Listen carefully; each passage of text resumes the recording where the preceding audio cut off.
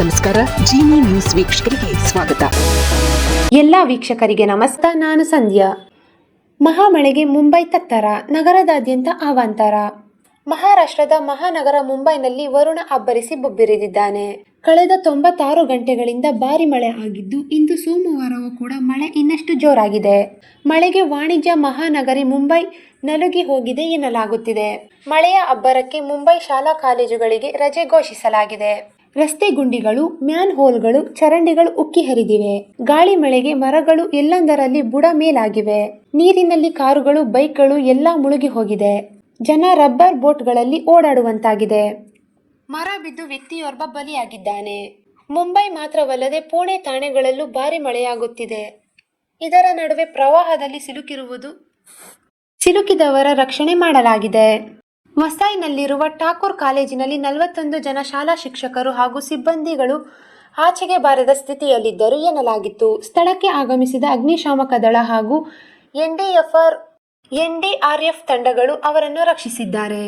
Rubber boat ಏರಿದ ಜನರು. ವಸೈನ್ನಲ್ಲಿರುವ ಮಧುಬನ ಪ್ರದೇಶವು ಕೂಡ ಸಂಪೂರ್ಣ ಜಲಾವೃತಗೊಂಡಿದೆ. ರಸ್ತೆಗಳೆಲ್ಲ ಪ್ರವಾಹ ಸೃಷ್ಟಿಯಾಗಿತ್ತು. ಇಡೀ ಪ್ರದೇಶವೇ ನೀರಿನಿಂದ ಸುತ್ತುವರೆದ ಕಾರಣ ಜನರು ರಬ್ಬರ್ ಬೋಟ್ ಬಳಸಿ ಆಟವಾಡುತ್ತಿರುವುದು ಕಂಡುಬಂತು. ಇಲ್ಲಿಯೂ ಕೂಡ ಹಲವು ಪ್ರದೇಶಗಳಲ್ಲಿ ಕಾರುಗಳು ನೀರಿನಲ್ಲಿ ಮುಳುಗಿ ನಿಂತಿರುವ ದೃಶ್ಯಗಳು ಸಾಮಾನ್ಯವಾಗಿ ನೋಡಲು ಕಾಣಸಿಗುತ್ತಿದ್ದವು.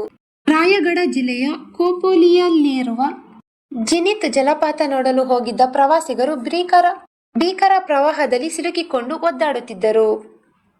ಒಬ್ಬರಲ್ಲ ಇಬ್ಬರಲ್ಲ, ಬರೋಬ್ಬರಿ 100 ಜನ ಪ್ರವಾಸಿಗರು ವೇಗದಲ್ಲಿ ನುಗ್ಗಿ ಬರುವ ನೀರಿನ ಮಧ್ಯೆ ಸಿಲುಕಿ ಪರದಾಡುತ್ತಿದ್ದರು.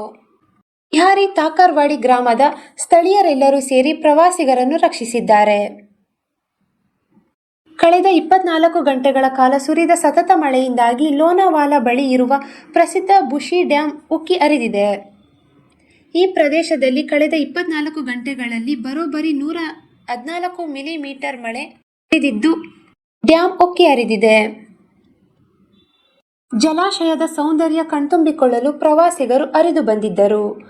ಇನ್ನು ಭೀಕರ ಮಳೆಯಿಂದಾಗಿ ರಾಜಮಚಿ ಕೋಟೆಯ ದಾರಿಯಲ್ಲಿ ಭೀಕರ ಭೂಕುಸಿತ ಉಂಟಾದ ಕಾರಣದಿಂದ ದೊಡ್ಡ ಅನಾಹುತವೇ ಸೃಷ್ಟಿಯಾಗಿದೆ.